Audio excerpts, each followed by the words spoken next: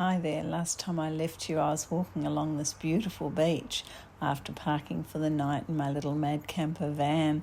This time I have to head back across the top of the South Island. I see beautiful waterways, pools, go through some caves and find an amazing beach to camp at. So stick around and I'll share it with you. So this is a bit of a different walk. It's a flat walk and it's just some natural springs. Now the sign said no touching the water, taking the water or anything else. It's a very sacred Maori site. So I think it's going to be an easy walk and something a bit different because I don't think I've done this sort of walk my whole time in the South Island, which is a bit random. Lots of bushwalks, lots of lookout walks, but not just a springs walk. Here we go. The boardwalk, which I read about. And it's pretty water. I love the sound of water just trickling over the rocks.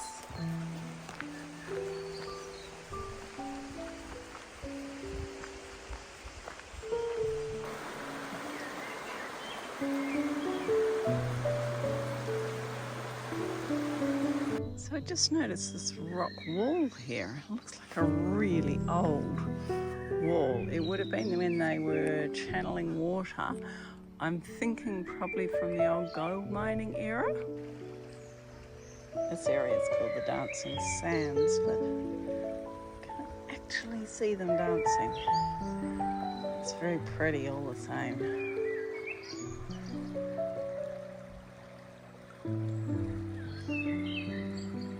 That was so pretty. I'm so glad I stopped there. It was just well worth it. Yes, I'm now crossing streams. Yeah. It's a really nice road up to a hydro water scheme. Well, according to the sign, this Pupu Hydro Walkway is one of the most beautiful walks in New Zealand.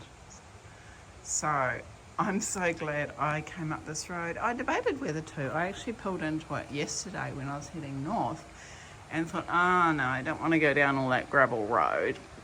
But then I read about the springs that I've just been to, and then I thought, oh well, I'm halfway here now, I might as well do this walk. And it's an hour and 50, but I think it's going to be a lovely walk. So here we go.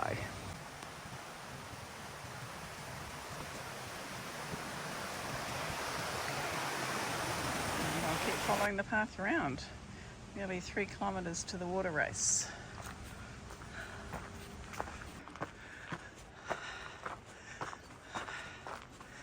So we've been going up for the last 15 minutes and it's all up, no flats.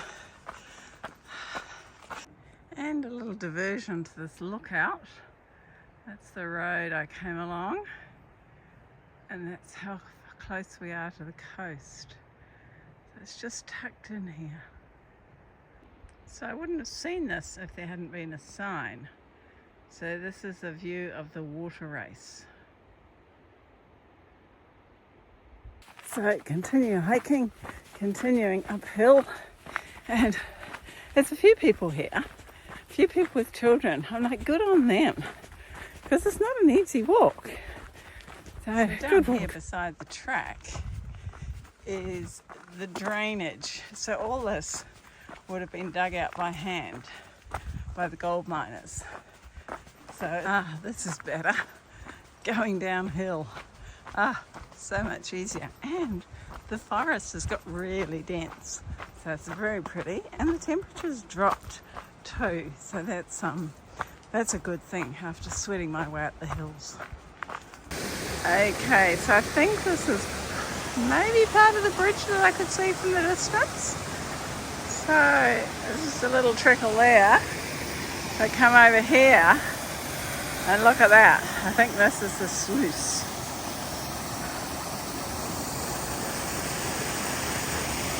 A few litres come down there every day.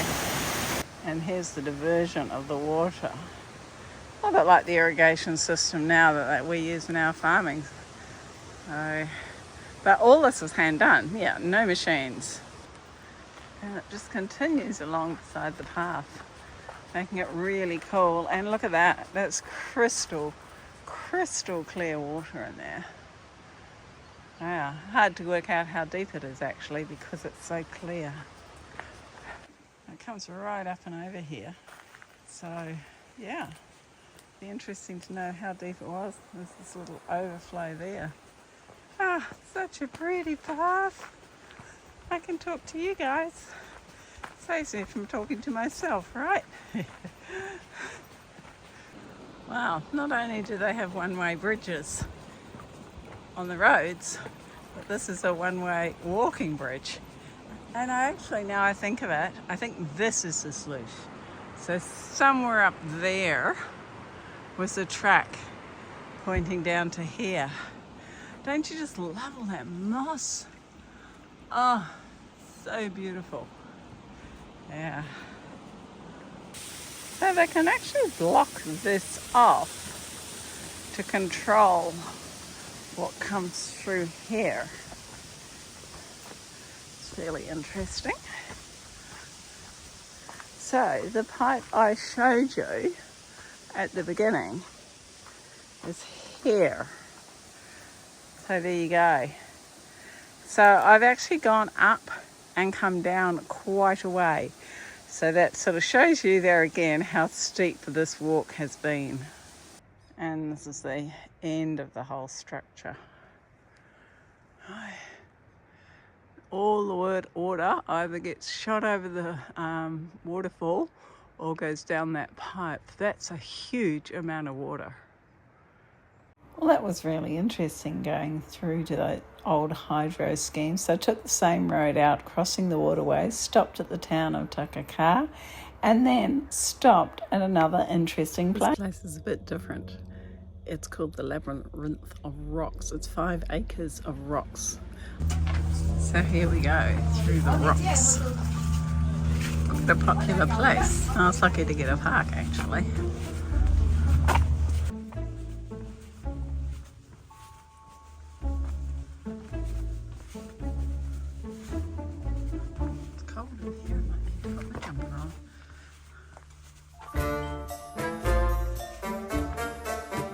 Some rocks have all this moss and not others.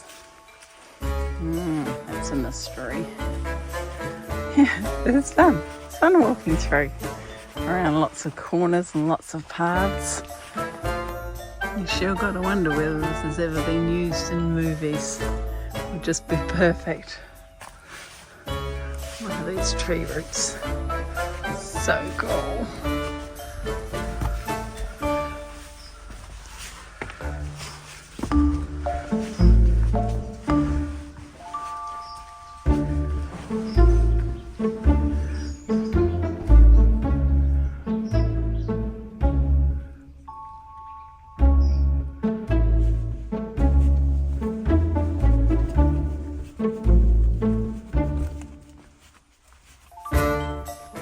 Well, it goes to show that life's full of surprises. I thought I could say at the NZMCA organisation, which I have joined as a member, but it appears that my self-contained vehicle under New Zealand standards does not meet NZMCA standards, which quite honestly I think is a little unfair, especially at this site because it has toilets and showers. So why do I need to prove with regards to my toilet? Anyway, just having a bit of a vent, but I think I've actually found somewhere better, so we'll wait and see. So I've been on some interesting roads since I've been in New Zealand, but this has to take a cake, and I actually think it's started to straighten out a bit compared with what I've just been through. I'll try not to get distracted with my camera.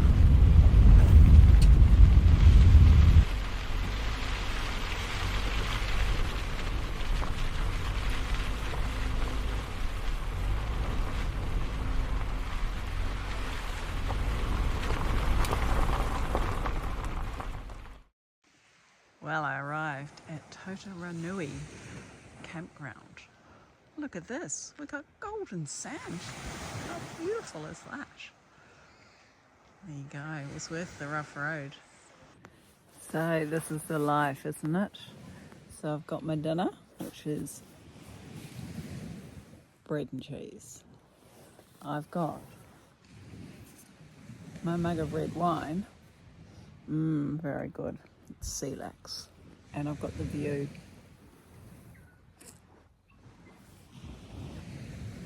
What could be better? So glad that I couldn't stay at the NZMCA campground. It's an absolute bonus to be out here. It's just beautiful. Good morning from Totara campground and beach. Isn't it beautiful? Haven't quite got the blue sky today, but that's okay for hiking. And I'm gonna later on this afternoon head down that way, and now I hope to head up that way. So hopefully I can get across to the start of the track. Well, first walk I've got a bit of a problem. See, I'm in here in an estuary, and the start of the walk's over there, and there's all this water, and also I don't know the tides, so the last thing I want to do is get stuck over the other side and not be able to get back. So I think I'll can that walk, which is a bit of a shame. If I was doing it with someone else or someone who knew the area was here, I'd talk with them, but no, not a good idea to risk it on my own. So I'll go to plan B and go to the south of the beach and see how I go there. I'll come up here later on and see if anyone's around who has done it before, and maybe with luck I'll be able to do that walk. We've got a wicker here and a pukeko here, just doing what they naturally do. So this is where I was parked last night, just at the top there. Perfect little spot overlooking Tokaranui Beach. Well, I've walked from one end of the beach to the other. It's just beautiful. It's a nice temperature, like I mentioned, and there's virtually no one around. So my first diversion on the track heading south is Skipper Point Lookout. Yes, that's the beach. Isn't it wonderful? And such a good lookout. I'll flick around the other way, and this is heading south. So there's just bays after bays off from Able Tasman National Park, and they can put the boats in over here around the corner. A couple of boats coming across now. And last night I could see the lights from those boats. Well, there you go. Lots of bushwalking and very steep. But I come out onto this extra beach. Don't know what this beach is called, but the sand is quite a different colour. Oh, it just blows my mind. All the different colours of sand that the South Island has. Yeah, who would have thought? So this is called Goat Bay. I've seen a sign. And there's a bit of a walk along here, and then I cut back into the forest. So, not too happy about that grey sky over there, but hopefully nothing eventuates. But I do have my rain jacket that's not particularly waterproof. And I've just spotted the orange triangle where I've got to cut in. Okay, that arrow I saw actually was just telling me I was on the right path. Here's actually the track that goes back into the forest up some stairs. Well, this is the perfect bit of walk. Not too steep, and right along the coastline, so I get glimpses of the sea. Very nice. And a nice little breeze because it's warmed up somewhat. This track is so varied. There's a diversion track, but this is the way I'm going. But now, in this very, very damp forest, well, could I call it a forest? I don't know. There's lots of pungas, or as we call them in Australia, fern trees. So, And the temperature's dropped like 4 or 5 degrees. Isn't that beautiful? So down on another beach, or actually this is an estuary, and you can only cross it 2 hours either side of low tide. So I have no idea what time low tide is, but it seems a long way out at the moment, and so I'll just go and assess it when I can actually see it. This ground's a bit squidgy under my feet. I've got to find some orange markers. Okay, so I've spotted orange markers way over the other side. Not sure if this picks it up, but I'm not too fussed if I don't actually get over there. The idea was to do a long return hike, and this one was a total of maybe 12 kilometres. So I'll go around here, have a little look, quite happy to turn around when I get as far as I can go. So this looks about as far as I can go. There's some people walking across over there. I really don't want to take my shoes off. It's not such a big deal to get to the destination. It's the journey on the way. So I think I'll turn around, probably sit down and have a quick snack. So this is the Waiharakiki campsite. DOC, Department of Conservation in New Zealand, is fantastic. Like, everything's here. You got water, you got round here, washing up bench with water, and then a toilet in a building up there.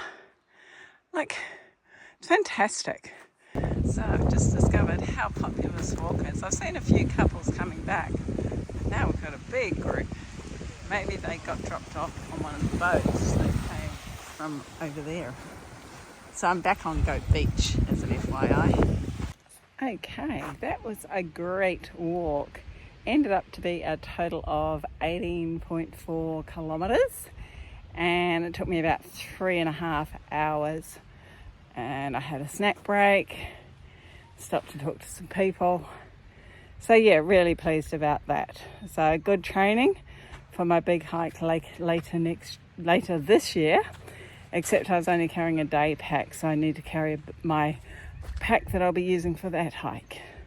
Well, I haven't seen many sunsets in my travels. Look at this one.